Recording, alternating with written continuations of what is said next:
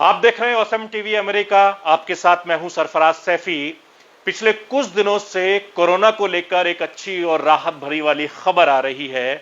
जी हां, तबलीगी जमात के प्रमुख मौलाना साद ने एक बयान देकर पूरे देश में एक नई बहस छेड़ दी है। मौलाना साद ने कहा है कि जो तबलीगी जमात के लोग हैं, लगभग 250 के आसपास जो ठीक हो चुके हैं, वो प्लाज्मा देकर दूसरे कोरोना संक्रमित लोगों को ठीक करें। यानी एक कोरोना से जो पीड़ित था वो ठीक हो गया है, अगर वो अपना प्लाज्मा दूसरे को देगा तो 2 कोरोना संक्रमित लोग ठीक हो जाएंगे। यानी इस तरीके से लगभग 1000 कोरोना संक्रमित तबलीगी जमात से जुड़े लोग थे, जिनमें से 250 के आसपास लोग अब तक ठीक हो चुके हैं। अब वो दूसरे लोगों को अपना प्लाज्मा दे रहे हैं। यानी एक जमाती अगर दूसरे लोगों को प्लाज्मा थेरेपी करवाता है तो 2 लोग उससे ठीक हो जाएंगे। इसके चलते बड़ी तेजी से लोग ठीक होने का सिलसिला हमारे देश में शुरू हो जाएगा। दिल्ली के मुख्यमंत्री अरविंद केजरीवाल ने प्रेस कॉन्फ्रेंस करके यह बात कही कि हिंदू प्लाज्मा देकर मुसलमानों को ठीक करे और मुसलमान प्लाज्मा देकर हिंदू को ठीक करे। यानी एक दूसरे से आपसी भाईचारा भी बढ़ेगा और इस प्लाज्मा थेरेपी के चलते इंसान आपस में एकजुट हो जाएंगे और देश को कोरोना से हराएंगे। एक अच्छी खबर है, कल मैंने बताया था आप लोगों को प्लाज्मा से अच्छे नतीजे आ रहे हैं। प्लाज्मा के जो अभी तक ट्रायल्स किए गए उसके अच्छे नतीजे आ रहे हैं। एक एक मरीज के ऊपर मैं खुद नज़र रख रहा हूँ। कल एक मरीज थे LNJP में जो कि काफ़ी उनकी नाजुक हालत थी और डॉक्टरों के हिसाब से वो सिंक करते जा रहे थे। उनको प्लाज्मा दिया गया और उनकी तबीयत में काफ़ी अच्छा सुधार हुआ है। आज सुबह तक काफ़ी सुधार हुआ है उनकी तबीयत में। मैं डिटेल्स में नहीं जाऊंगा, डिटेल्स में जाना सही नहीं है, लेकिन उसको देख के हमारा उत्साह बढ़ा है इस प्लाज्मा थेरेपी को लेके कि इतने सीरियस मरीज भी ठीक हो सकते हैं इनसे। मैं उम्मीद करता हूं कि वो पूरी तरह से स्वस्थ होकर अपने घर जाएंगे। अभी तो ICU में ही हैं और मैं एक हमारी कोशिश है कि कोई भी मरीज़ प्लाज्मा का उसकी मौत नहीं होनी चाहिए। किसी की भी मौत होती है तो बहुत दुख होता है। हमारे डॉक्टर्स, सभी अस्पतालों के डॉक्टर्स, नर्सेज पूरी कोशिश करते हैं उन लोगों को बचाने की। एक जान बचाने की पूरी कोशिश करते हैं। हमारी कोशिश है कि किसी भी व्यक्ति की मौत नहीं होनी चाहिए। एक व्यक्ति से मैं पर्सनली उसकी खबर रख रहा हूँ, एक मरीज़ की खबर रख रहा हूँ। जो मरीज़ ठीक होके जा रहे हैं उन मरीजों को हम कह रहे हैं कि प्लाज्मा डोनेट करो। एक मरीज़ से मैं भी बात कर रहा हूँ, मेरी टीम भी बात कर रही है और उन्हें प्रोत्साहन देते हैं कि आप डोनेट कीजिए। मुझे बहुत खुशी है कि सब लोग आगे आके दूसरों की जान बचाना चाहते हैं। हर धर्म के लोग, चाहे वो किसी भी धर्म के हो, किसी भी जात के हों, सब लोगों के मन में एक जज्बा है कि मेरी जान बची, अब मैं किस तरह से दूसरों की जान बचा सकता हूँ। मेरे मन में एक विचार आ रहा था। मैं सोच रहा था कि कल को, अब जब मैं पिछले कुछ दिनों से लोगों को ब्लड डोनेट करने के लिए, प्लाज्मा डोनेट करने के लिए इतना हम लोग उनको प्रोत्साहित कर रहे हैं, तो मेरे मन में एक विचार आ रहा था कि कल को कोई पेशेंट, मान लीजिए हिंदू है और बहुत सीरियस है, हो सकता है उसको मुसलमान का प्लाज्मा उसकी जान बचाए। मान लीजिए कोई पेशेंट मुसलमान है, बहुत सीरियस है, हो सकता है किसी हिंदू का प्लाज्मा, हिंदू के शरीर का प्लाज्मा उसकी जान बचाए। भगवान ने जब धरती बनाई थी तो उसने तो इंसान बनाए थे। हर इंसान की 2 आँखें हैं, एक जैसा शरीर है, लाल रंग का खून है, उसी किस्म का प्लाज्मा है। भगवान ने तो हमारे बीच में कोई दीवार पैदा नहीं की। भगवान ने तो किसी किस्म के ये धर्म वो धर्म हमारे बीच में किसी किस्म की खाई पैदा नहीं की। ये तो सिर्फ हम ही लोगों ने की हुई है। कोरोना होता है तो सबको होता है ना। कोरोना तो हिंदू को भी होता है, कोरोना तो मुसलमान को भी होता है। और आपके शरीर का प्लाज्मा जब बचाता है तो वो हिंदू का प्लाज्मा भी दूसरे को बचाता है, मुसलमान का प्लाज्मा भी बचाता है। हिंदू का प्लाज्मा मुसलमान को भी बचाता है, मुसलमान का प्लाज्मा हिंदू को भी बचाता है। तो फिर ये दीवारें हम लोगों ने आपस में क्यों पैदा की हुई हैं? कम से कम ये कोरोना की बीमारी से हम ये सीख तो ले सकते हैं। अगर हमारे देश के सब लोग, हिंदू, मुसलमान, सिख, ईसाई, जैन, बौद्ध, हम सब मिलके एक साथ काम करेंगे, प्यार और मोहब्बत से काम करेंगे, तो ये देश को कोई नहीं हरा सकता। इस देश के सामने पूरी दुनिया को झुकना पड़ेगा। हमारा देश इतना अच्छा है, और अगर हम बट गए, आपस में लड़ते रहे, तो फिर कोई उम्मीद नहीं बचती है। तो मुझे लगता है इससे हमें ये सबक लेना चाहिए। अगर आपके मन में कभी भी कोई दुर्भावना आती है किसी दूसरे धर्म के व्यक्ति के प्रति, तो ये सोच लेना कि हो सकता है उसका प्लाज्मा कल को आपके काम आए और आपकी ज़िंदगी बचाए। Thank you. और इस मुद्दे को लेकर हिंदू धर्म गुरु आचार्य देव मुरारी बापू वृंदावन क्या कुछ कहते हैं, वो हम आपको सुनवाते हैं। सरफराज जी, मैं आपकी बात से सहमत हूँ। मुझे जैसा सुनने में आया है कि आजकल एक बात चल रही है कि हिंदू मुसलमानों को खून दें और मुसलमान हिंदुओं को खून दें, जिससे आपसी भाईचारा बढ़ेगा। ये सही है। हिंदू और मुसलमान हमेशा से एक साथ रहते आए हैं। हिंदुस्तान गंगा जमुनी तहजीब में हमेशा रहता आया है। यहाँ हिंदू, मुस्लिम, सिख, ईसाई आपस में हम भाई भाई, ये बात बोल करके हम शांति से, अमन चैन के साथ रहते आए हैं। और पर कमी इसमें ये पड़ जा रही है कि लोग केवल कहने तक सीमित रह जाते हैं। हिंदू, मुस्लिम, सिख, ईसाई आपस में हम भाई भाई, पर इससे आगे का जो कदम है, आगे की स्टेप है, मैं वो आपको बताता हूँ। इससे आगे हमको चलना चाहिए। हिंदू, मुस्लिम, सिख, ईसाई आपस में हम भाई भाई, पर थोड़ी कोशिश करके देख लो, मिट जाएगी बीच की खाई।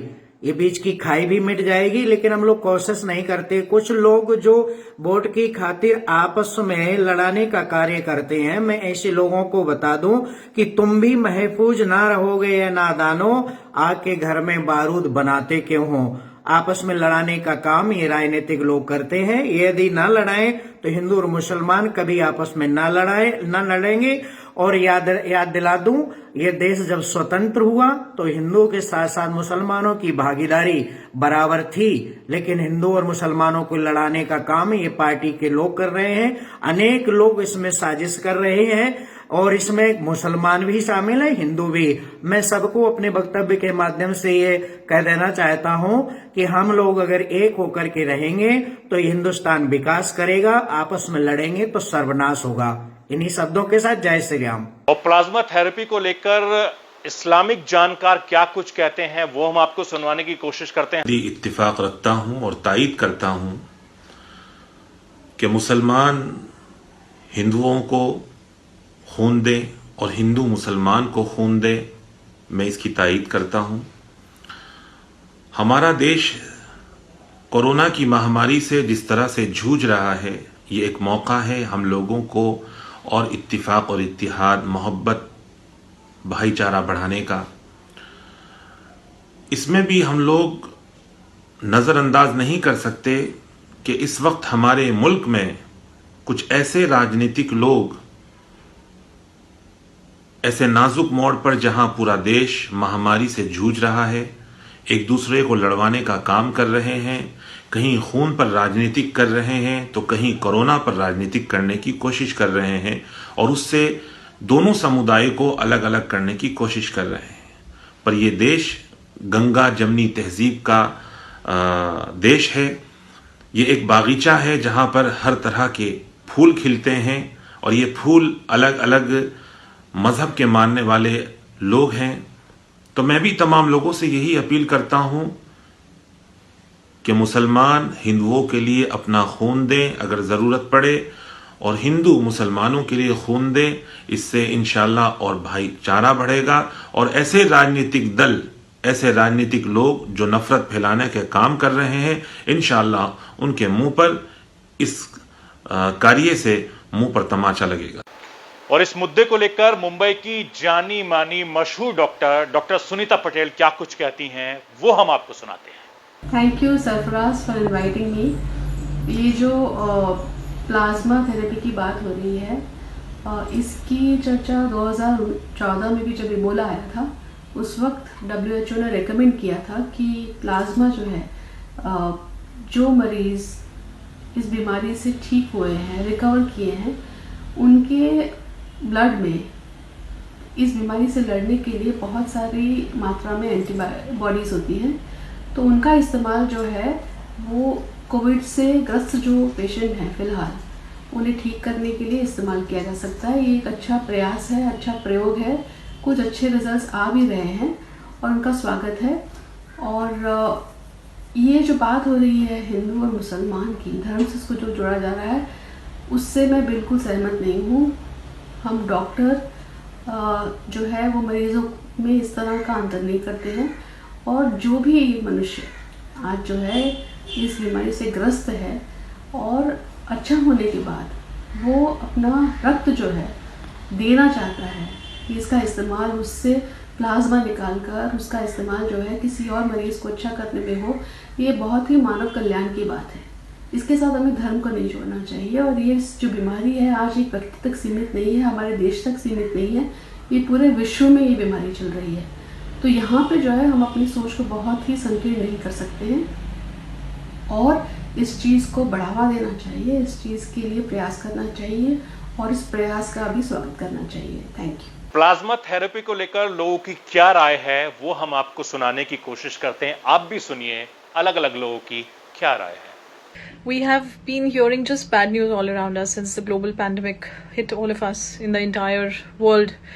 But the good news is FDA, US FDA and Red Cross put together have got this initiative of encouraging people to donate plasma, especially from the patients who have recovered from COVID-19 because it has an antibody to fight the virus.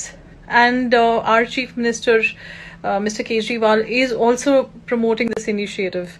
So I think it's a wonderful thought, a wonderful way to unite everyone, especially Hindus and Muslims, to come together and heal the world. Surely everyone has to donate their plasma. Every recovered patient should give their plasma for humanity.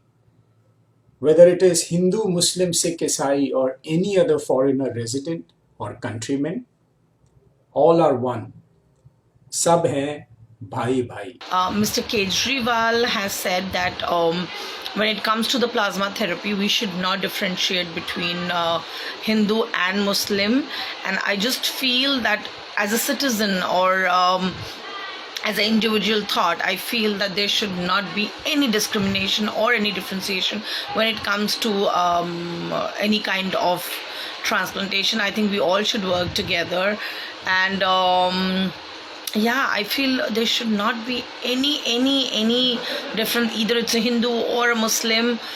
We have to help each other, and I think this is one of the way we can prove that we are good citizens. So I think blood donation is nothing new for us in our country. Me and my family have been donors for many years, and we've always stepped forward to do so because of a cause which is good for everybody, and it's all about humanity. So now if Red Cross and FDA have come back saying that, by donating the plasma of people who've recovered will help the current COVID patients recover because of the antibodies, I think it's a great idea. It doesn't matter who it's coming from, it doesn't matter which community the person belongs to, but what really matters is working towards a cause and coming out strong of this pandemic. Plasma therapy हमारे देश में एक राहत की खबर लेकर आई है, लेकिन इन सबके बीच देश के प्रधानमंत्री नरेंद्र मोदी ने तमाम मुख्यमंत्रियों के साथ बातचीत की है। उन्होंने ये भी संकेत दिए हैं कि जो देश की अर्थव्यवस्था है उसको लेकर टेंशन न लें, अर्थव्यवस्था बिल्कुल ठीक है। और जिन राज्यों में कोरोना संक्रमित ज्यादा हैं, हॉटस्पॉट बनाए गए हैं, वहां पर उन्होंने कड़ाई से पालन करने के निर्देश दिए हैं। चूंकि 3 तारीख तक लॉकडाउन जारी है, उसके बीच लॉकडाउन बढ़ेगा ये नहीं बढ़ेगा, इस पर फैसला अभी होना बाकी है। तो आप लोग भी अपने घर में रहिए, सुरक्षित रहिए। और जिस तरीके से नरेंद्र मोदी साहब ने भी कहा अपने मन की बात प्रोग्राम में कि रमजान का मुकद्दस महीना चल रहा है, लोग इबादत कर रहे हैं, पहले से भी ज्यादा इबादत करिए। और उम्मीद ये कीजिए, जिस तरीके से मोदी साहब ने भी कहा कि आने वाली ईद लॉकडाउन खुल जाएगा, तब तक ऐसी उम्मीद उन्होंने की है और हम सब भी उम्मीद कर रहे हैं फिर से हम सब की जिंदगी पटरी पर दौड़ेगी और इसी तरीके से कामकाज चलता रहेगा। तो फिलहाल आज मेरे साथ इतना ही, बाकी खबरों के लिए आप बने रहिए ऑसम टीवी अमेरिका के साथ।